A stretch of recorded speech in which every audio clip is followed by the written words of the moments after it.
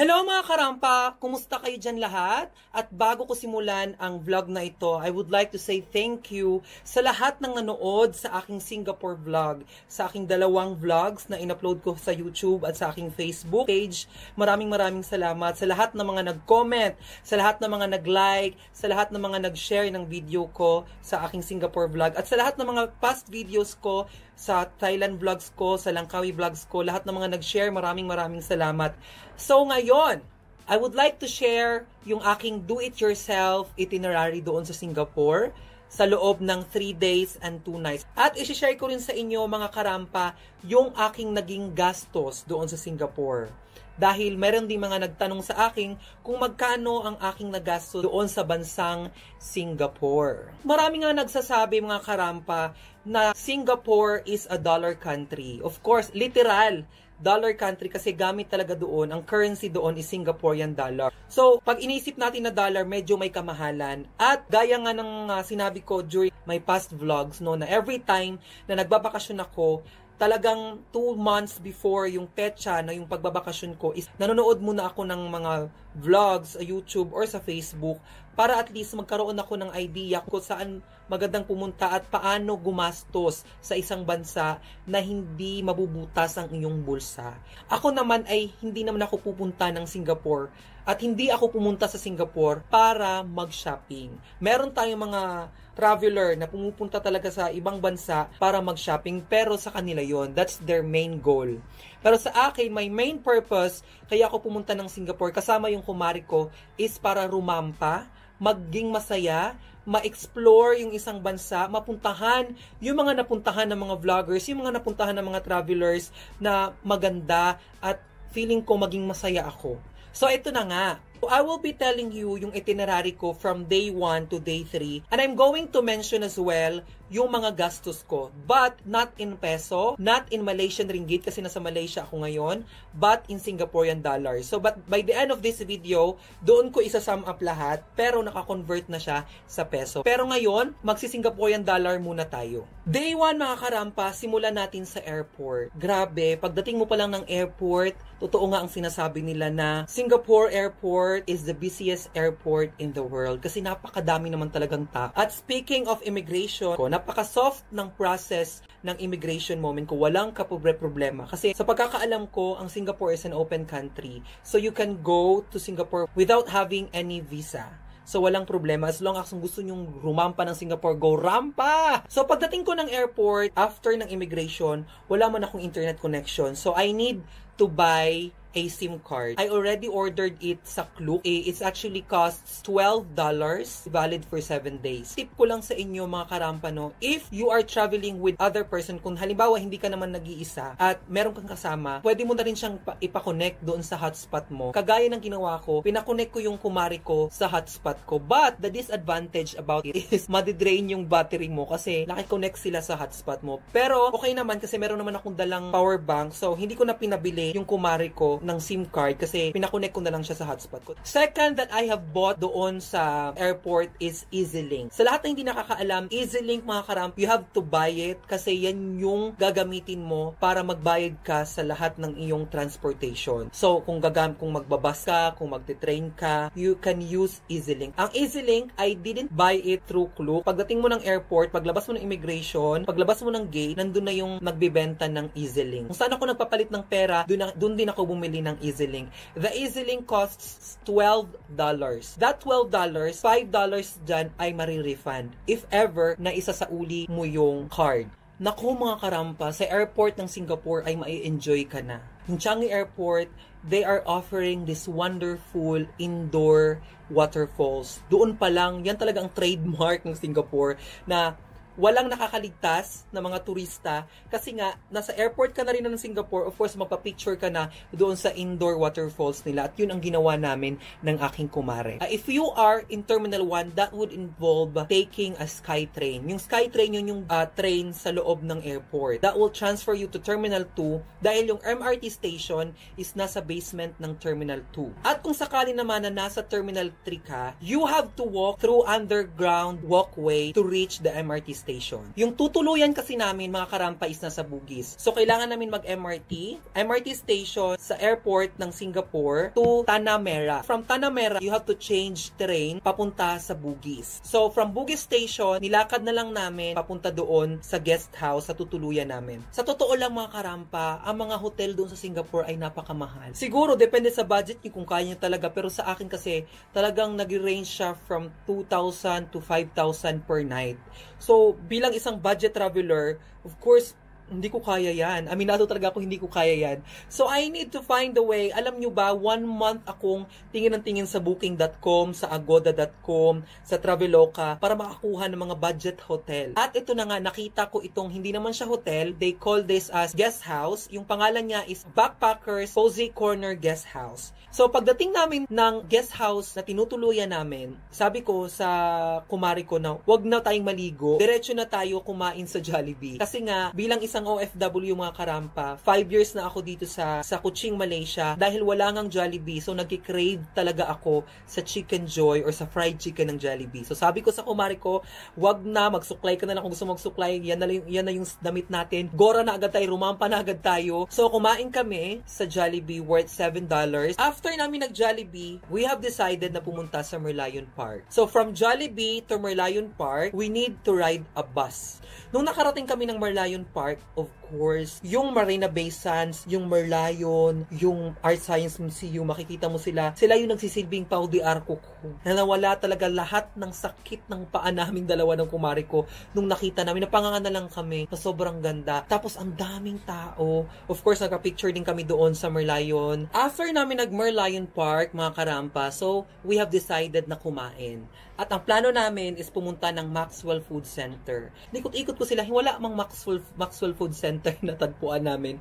Hanggang sa nakita ko na lang yung Lau Fasat. Actually, yung Lau Fasat din naman ay isang napakasikat din na kainan doon sa Singapore. So sa Lau Fasat, andun na lahat, all in. So kumain kami doon sa Lau Fasat at ang kinain ko doon isang malaking bowl ng noodles and it costs $12. At eto na nga, dito ko na-realize na mahal talaga ang tubig sa Singapore. Dahil ang tubig nila is $1.68. So, nasa 70 to 80 pesos ang tubig doon. Pero wala ka namang choice. Alam nga naman, itulak mo yung pagkain mo ng laway mo lang. Na dahil nga sa kakalakad mo, pagkahaba-habang nilakad mo, of course, matutuyaan ka at kailangan mo talaga ng tubig. So, $12 sa pagkain at $2, sabi natin $2 na lang sa tubig. And after that, sumakay kami ng bus, pauwi sa aming tutuluyan. So, that's the end of our first day. Day 2 mga karampa, itong day 2 ay nakalaan para sa rampa namin dalawa ng kumari ko. Before pala kami pumunta ng Singapore, nag-book na ako sa Klook, which is the Klook Pass Singapore. At itong Klook Pass Singapore mga karampa costs $85. So meron siyang mga choices doon, may mga lugar na pupuntahan mo or kung saan mo gustong pumunta, basta 4 ang pipiliin mo. Ang pinili ko doon, first ay yung cable car Sky Pass. Second is Luge and Sky Ride. Pangatlo is Gardens by the Bay, 1-day ticket. At pang-apat is Admission to Future World, where art meets science. So, $85 na yun, 4 na activity na yung mapupuntahan nyo at ma-enjoy nyo through Klook. Klook, baka naman. So, simulan natin sa umaga. Gumising kami ng umaga ng kumari ko dahil alam namin na yung buong araw ng day 2 namin is puro kami pagagala. So, kondisyon namin yung katawang lupa namin. At alam ko na mapapasabak na naman kami sa lakaran. We had our breakfast for $10 sa isang hawker center na malapit lang din dun sa Bugis. After that, sumakay kami ng bus from Bugis to Harbour Front. Yung Harbour Front station na yan, dyan kasi nagsisimula yung cable car. By the way, kung nagtatanong uli kayo kung ano yung ginamit naming pamasahe sa pagsakay namin ng bus, yung EasyLink card yung pinangtatap namin. From Harbour Front Station, ginamit namin yung aming cable car Sky Pass. So pagsakay namin ng cable car, ayun na nga. Hindi ko na ipakita sa video pero tumulo talaga yung laway ng kumari ko. Talagang kinakabahan siya dahil sa sobrang taas nga nung cable car kung saan nakasakay kami. So dumating kami ng Sentosa Line. So ang aga namin dumating doon, I think around 9 o'clock. So doon sa pagbaba mo ng Sentosa Line, andun na rin yung Luge and Sky Ride. Dahil nga sa sobrang aga namin, sarado pa siya. So, me and my kumare decided na pumunta na lang muna ng Universal Studio. kailangan yung mag-bus from Sentosa to Resorts World. Dahil yung Resorts World, yan yung dadaanan nyo para makarating kayo doon sa Universal Studio. And just to let you know mga karampa, me and my kumare, pagdesisyon na namin na hindi na kami papasok sa Universal Studio. Maybe next time, papasok tayo dyan. Kasi that will consume hours. So I think nasa 4 hours yung ilalaan mo para ma-enjoy mo ng bonggang-bongga yung Universal Studios. Pero syempre, hindi namin palalagpasin yung moment na makapag-picture sa trademark ng Singapore, which is the Universal Studio Globe. Gagayon, hindi pa rin ako makaget over.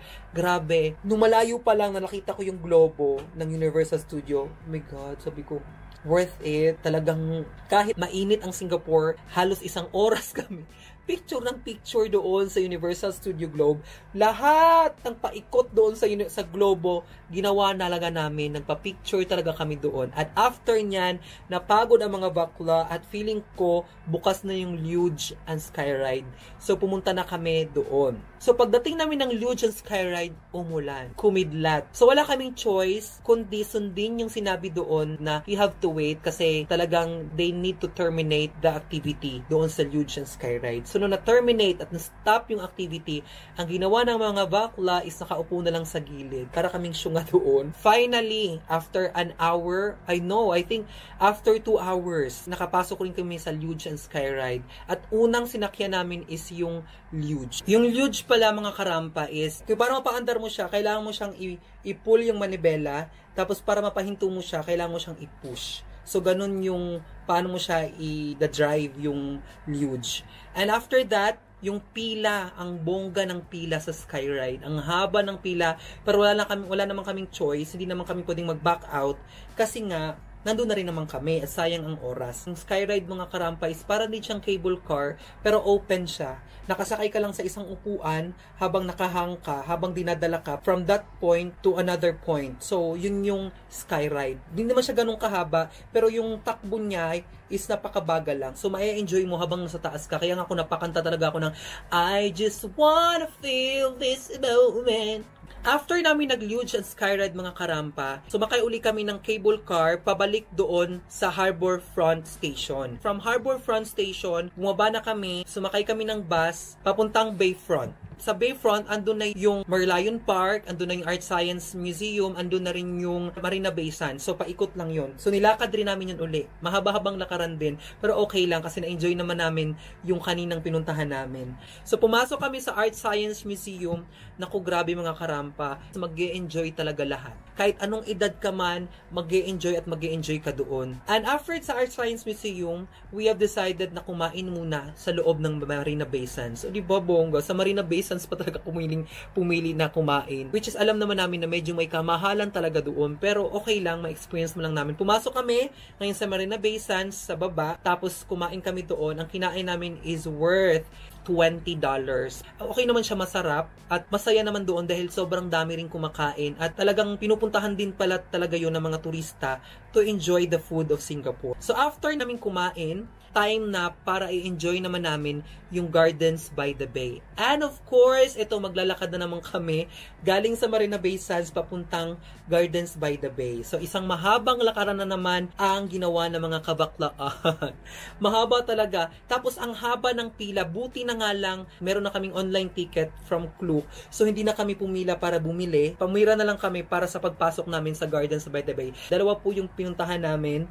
Una is yung Flower Dome at saka Cloud Forest. Yung Cloud Forest, na-enjoy namin siya kasi nga medyo maliwanag pa. Buhay na buhay yung mga bulaklak. Talaga ang lamig-lamig sa loob. Ang dami-daming tao. At ito na nga, yung Flower Dome, after namin nag-Cloud Forest, yung Flower Dome, medyo hindi ko na masyadong na-enjoy pero maganda daw yun pag medyo maliwanag pa. At after namin nag-Flower Dome, yun na nga, nagmamadali kami dahil 8 o'clock ata yung start nung iilaw yung Super Trees. Pagpunta namin doon sa Super Trees, ang daming tao, nakaupo lang sila doon sa may semento habang inaantay na iilaw yung Super Trees. At yun na nga, thanks God at na-enjoy namin siya. Tumulo yung luha ko, napaakap ako bigla sa kumari ko dahil alam mo yung moment na sa picture mo lang siya nakikita, sa mga photos lang ng mga friends mo sa Facebook nakikita, at doon, nandun ka mismo, nakikita mo, nakatingala ka, nakita mo yung Super Trees na umiilaw. Yung ilaw, sumusunod siya sa tugtog. Grabe, napakasaya ko nung time na yun. na hindi ko talaga mapigilan ang umiyak.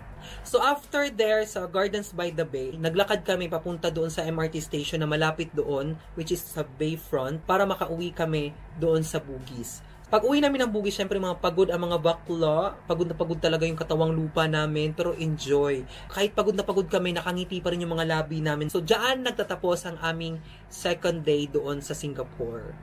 So, day 3 na tayo mga karampat. Day 3 is all about buying pasalubong doon din sa Bugis. Kasi sa Bugis Street, andun yung mga murang mga tsokolate, mga $1 chocolate nila, at saka yung mga souvenirs na maliliit. Before going to Bugis Street, nag-almusal muna kami ng kumari ko. Ang kinain naming almusal ay nagkakahalaga ng $10. And after that, we have decided na pumunta sa Bugis Street para mamili ng pasalubong. Ang nagastos ko sa pasalubong mga karampa is $115. Ang dami ko na tsokolating na pamili. Meron din ako mga souvenirs na maliliit, yung para mga mini statue ng Merlion, mini statue ng Marina Bay Sands, yung pampasalubong. So after that, bumalik kami sa guest house namin, hinuha na namin yung mga maleta namin, at dumiretso na kami ng airport. Ang ginamit namin papuntang airport is again, nag-MRT uli kami. Pagpasok ko ng immigration, so ayun na nga, it's time for me to say goodbye sa Singapore, at pinapromise ko talaga sa sarili ko na babalik at babalik ako sa Singapore. Hindi lang 3 days, mas mahigit pa sa 3 days. Maybe I can go there for 1 week, for 1 month. Who knows, right? And here's my budget breakdown sa aking 3 days and 2 nights travel doon sa Singapore. Shall I say, budget travel doon sa bansang Singapore. Magsisimula tayo sa accommodation, mga karampa. Sa accommodation, I have spent 2,493 pesos and 72 cents. Ayan po yung binayaran ko sa aking 2 nights sa pagstay doon sa Backpackers Cozy Corner Guest House. At ang SIM card, mga karampa, nakuha ko siya sa Klook sa halagang 498 pesos and 74 cents. Same with the EasyLink. Nabili ko siya sa airport ng 498 pesos and 74 cents. At doon sa Klook Pass Singapore, again, 4 na po yung activity. Cable car, Sky Pass, Gardens by the Bay, yung Art Science Museum, at saka yung Huge and Sky Ride. 4 na po yan. And it costs 3,532 pesos and 77 cents. At sa pagkain, mga karampa, from day 1 to day 3, ang ginastos ko doon is 3,020 pesos and 73 cents. At sa pasalubong, mga karampa, ang ginastos ko sa pasalubong is 4,799 pesos and 63 cents. Kung isa-sum up natin, kung ito-total natin lahat-lahat ng ginastos ko, all in all, it's 15,032 pesos and 14 cents. So, nasa 15,000 yung ginastos ko sa loob ng 3 days and 2 nights na pagstay ko sa Singapore. So, ito na nga mga karampa. Kung sakali naman na wala kayong balak na mamili ng pasalubong, i-less natin siya. Again, ang ginastos ko pa sa pasalubong is 4,779 pesos and 63 cents. I-less natin dun sa 15,032 pesos and 14 cents. And I have mentioned na pwede mong ibalik yung EasyLink card doon sa airport na pinagbilhan mo, and they will refund $5.